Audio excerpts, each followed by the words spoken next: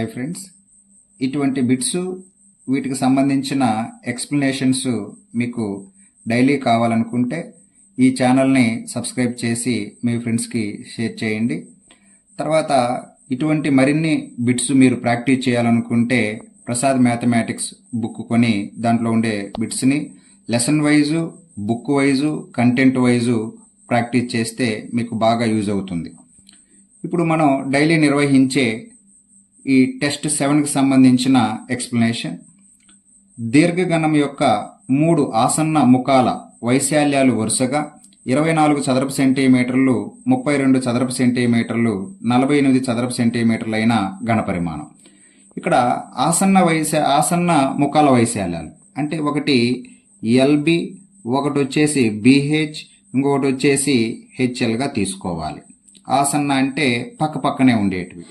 ఒకటి 24, ఇంకొకటి 32, ఇంకొకటి వచ్చేసి 48. ఘనపరిమాణం కావాలంటే ఈ 3 కండిషన్స్ని మల్టిప్లై చేద్దాం. మల్టిప్లై చేస్తే ఎల్ 2 టైమ్స్ ఉంది, ఎల్ స్క్వేర్, బి కూడా బి స్క్వేర్, హెచ్ స్క్వేర్, అన్నిటికీ స్క్వేర్ ఉంది కాబట్టి మనం కంబైన్ చేస్తే ఎల్బిహెచ్ హోల్ స్క్వేర్. అప్పుడు ఇక్కడ 24 × 32 × 48. స్క్వేర్ రూట్ సైడ్ వస్తే స్క్వేర్ రూట్.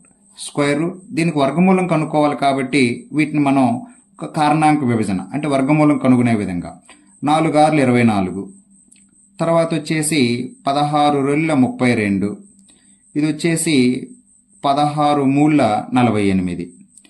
ఈ 6ని కూడా మనం ఇక్కడ 2 3 6, ఈ 6. ఇప్పుడు 4కి వర్గమూలం 2, ఈ 6కి వర్గమూలం 6, 16కి వర్గమూలం 4, ఈ 16కి మరలా 4. వీటిని మల్టిప్లై చేస్తే 2 6 12, 4 4 16. 16ని మనం 12తో మల్టిప్లై చేసి రాయాలి. 12 6 72, 12 7 19 అంటే 192 ఘనపు సెంటీమీటర్లు ఘనపరిమాణం కాబట్టి. నెక్స్ట్ దీర్ఘగణం యొక్క కర్ణం. ఇది కర్ణం సూత్రం వచ్చేసి √L² + B² + H² = 13. స్క్వేర్ అటు సైడ్ పోతే స్క్వేర్, ఇది స్క్వేర్ రూట్ అటు సైడ్ పోతే స్క్వేర్. L² + B² + H², 13² అంటే 169. ఇది ఉపయోగించుకోవాలి.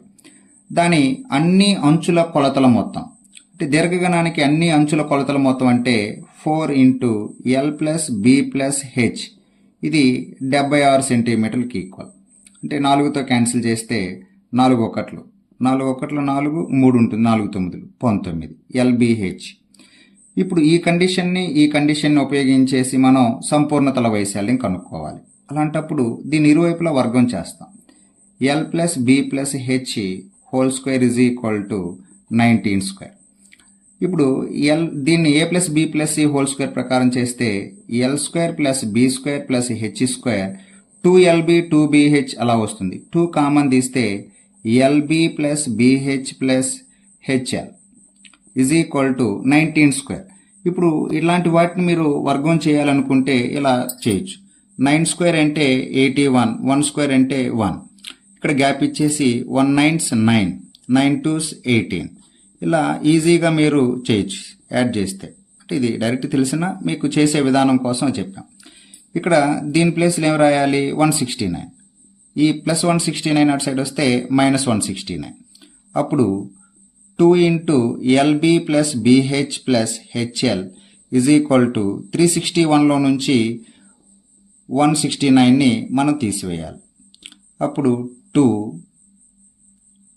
ఇక్కడ వచ్చేసి 5లో 15లో 6 పోతే 9, ఇక్కడ వచ్చేసి 2లో 1 పోతే 192.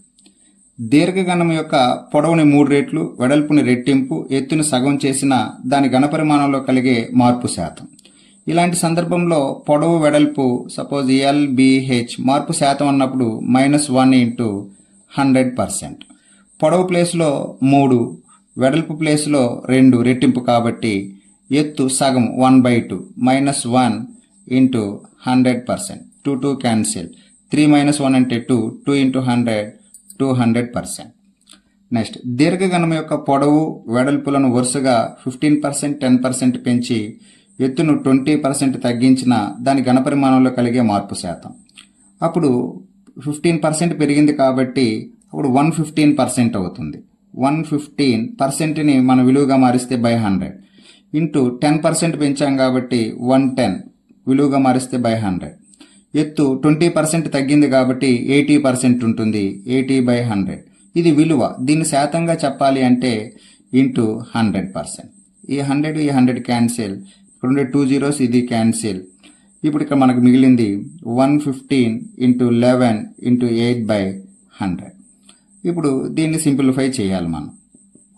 దీన్ని సింప్లిఫై చేస్తే 115ని 8తో 115 ఇంటూ 8 ఎంత 40, 8 to 4 12, 8 to 1 9, 920. 920ని 11తో మల్టిప్లై చేసుకోవాలి. అప్పుడు 0, 22, 11 9s 99, 99కి 2 యాడ్ చేస్తే 101. ఇక్కడ బై 100 ఉంది కాబట్టి 2 digits తర్వాత పాయింట్ అంటే 101.20 అంటే ఉండాల్సింది 100%, ఇంక్రీజ్ అయింది ఎంత 1.20 అంటే 1.2. 1.2% పెరిగింది.